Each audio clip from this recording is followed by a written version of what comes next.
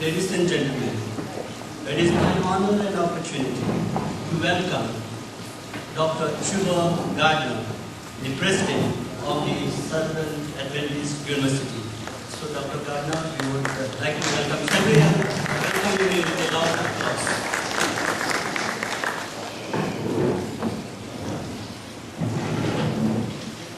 Thank you, Dr. Romero. Good morning, everybody. Good morning.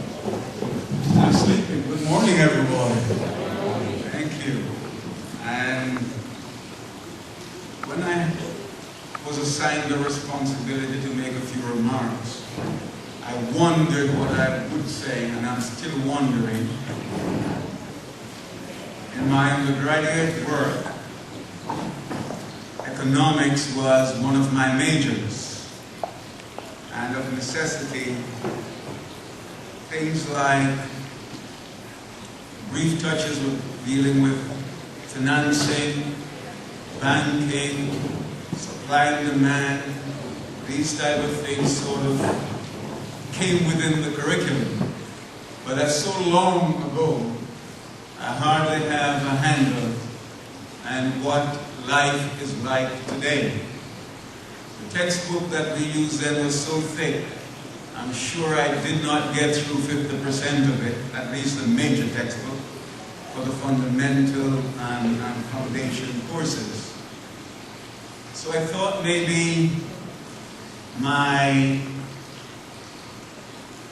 contribution might be my recent thinking and exposure to some of what has been driving my own concerns about the condition of the world in terms of the global economy.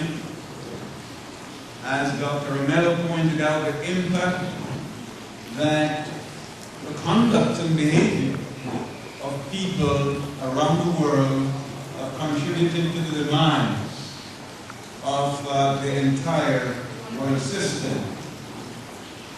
I assumed that I would begin to make these comments by introducing two stories that I heard, and those who know me well, I'm a poor storyteller. But the first one concerns two sisters. They are driving together, they are quite old, both of them above 80 years old. And as they're driving, the one noticed that the driver went through the first red light they came to, and so she was a little bit nervous. And then she came to a second red light, and she did not pause, she just kept going.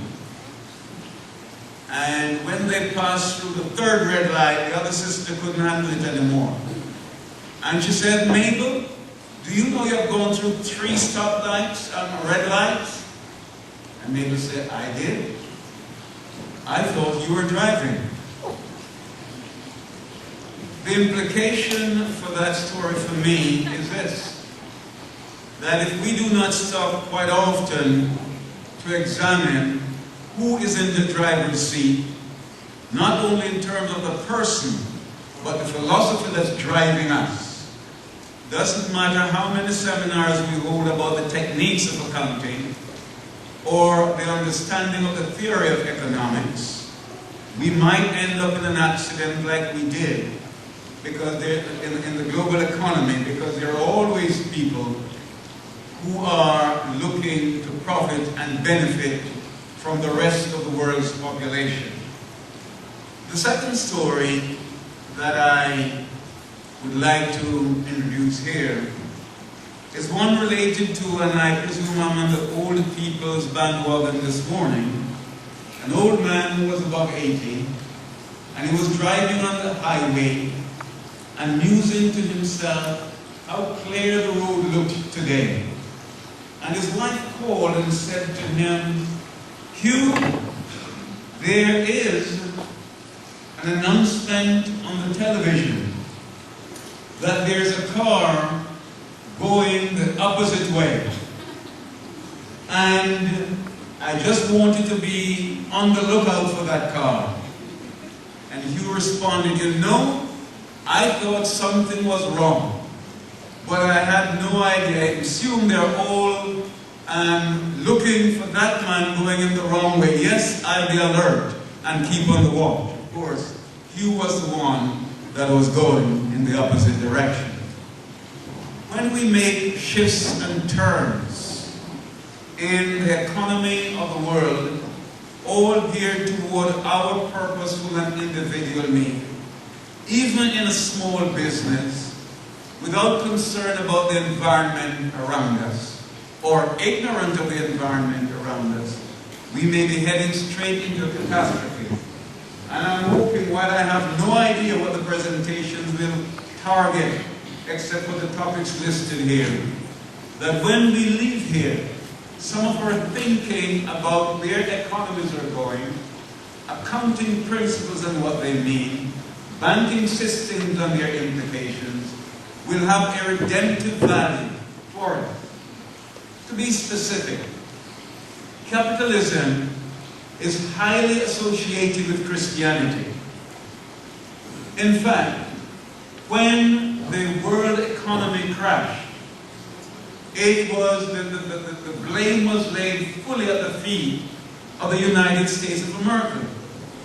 And the United States of America assumes the position of the guardian of the Christian faith. It's an interesting mix where Christianity and capitalism seem to go hand in hand.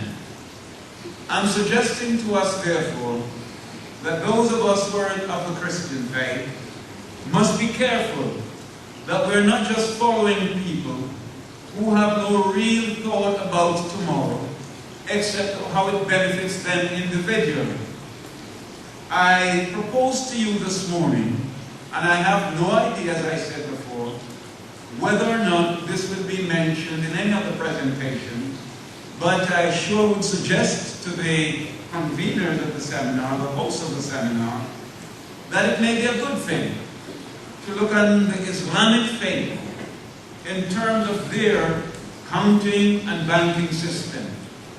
Because in my own judgment, after a cursory look at that system, it looks closer to me to reflect what fundamental Christianity should be doing than capitalism is doing.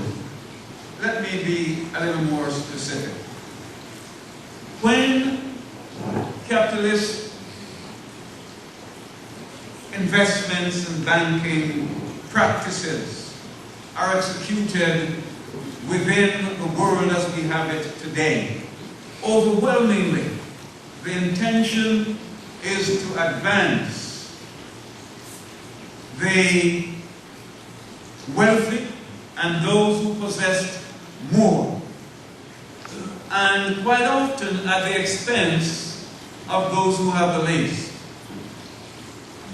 The last or more recent catastrophe we have entered into in this global meltdown, the taxpayers' money have gone to support the systems that had the most money, that paid the largest salaries, that contributed to the demise of the economy. And when those monies were paid, it was expected, as the President of the United States stated, that it would be used to benefit and help mortgage the mortgages that some of these people held or borrowed from the bank. What we're finding out is that many of those banks, many of them utilize these funds to enhance themselves and continue to pay outlandish salaries to themselves, while thousands and hundreds of thousands of people lost their homes. I am saying, as we look on economies and trends and changes in the global economy, and as we look on post-globalization, we have to really ask ourselves, who benefits? Who should benefit? And how do the people that are least among us benefit from the resources of the earth. That's part of the Christian principle of doing business. And to the degree that accounting principles and practices, banking practices, are not considering the least among us, we as a Christian institution must raise those questions in public forums. And must be conscious that the resources of the earth was never endowed as a privilege for the wealthy. It was expected that it would be a benefit to all humanity. And so that's the reason why some countries like Bermuda, small Caribbean country, has taken very seriously the Islamic principle of banking and have implemented such within their country. In Britain, several of the British countries banking enterprises have embarked on Islamic practices because fundamental to the practice is if there are losses, both people must suffer losses, the wealthy and the poor. So that those who borrow must have some loss, and those who lend must also have some loss. But as we practice it in our democratic setting within the capitalist system as we have it today, in most cases, it's the poor. Those at the bottom of the ladder that are most negatively impacted when their economic overturn. I suggest to us, therefore, that as we go through this seminar, which I hope and I'm convinced will be enlightening, we must not only be satisfied with theoretical presentations, but we must ask practical questions that address the needs of humanity. Because if, in fact, we can balance the book for every business with accounting principles that exist, and yet we do not change the quality of life of humanity, we are not serving humanity as we should. As we examine global practices, as we examine principles of the economy, when we do such, and if they don't answer to the questions of how do we address the needs of the least among us, as participants in this seminar, you have questions to ask. And I would empower you, encourage you to ask those questions.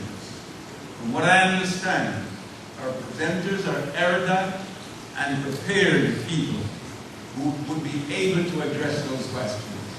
I want to raise my hand to the School of Business and to Dr. Ramel in particular for having convened this seminar. I beg pardon that I have to speak and leave because I have a plane to catch in a couple hours. But I want to say congratulations, sir. Ladies and gentlemen, have a good seminar. Thank you.